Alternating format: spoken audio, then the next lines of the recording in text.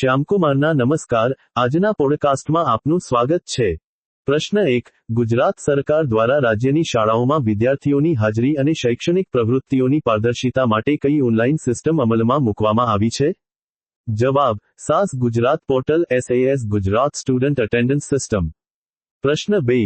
શૈક્ષણિક આંકડાશાસ્ત્રમાં જ્યારે બે ચલો વચ્ચે કોઈ જ પ્રકારનો સંબંધ ન હોય અને સહસંબંધનું મૂલ્ય શૂન્ય આવે, ત્યારે તેને શું કહેવાય છે? જવાબ: શૂન્ય સહસંબંધ, ઝીરો કોરિલેશન.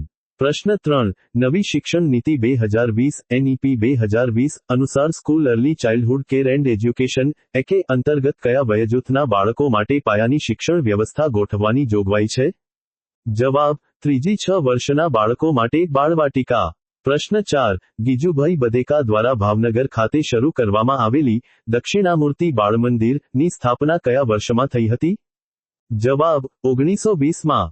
પ્રશ્ન 5. સમગ્ર શિક્ષા અભિયાન અંતર્ગત પ્રાથમિક શાળાઓમાં દિવ્યાંગ બાળકો CWSN માટે ખાસ કઈ સેવાઓ પૂરી પાડવામાં આવે છે? જવાબ: ઇન્ક્લુઝિવ એજ્યુકેશન, સમાવેશી શિક્ષણ અને હોમ બેઝડ એજ્યુકેશન સેવાઓ.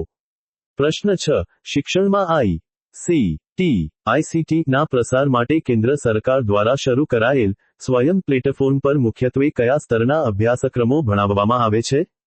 જવાબ: માધ્યમિક, ઉચ્ચ માધ્યમિક અને ઉચ્ચ શિક્ષણ કોલેજ, યુનિવર્સિટી ના અભ્યાસક્રમો.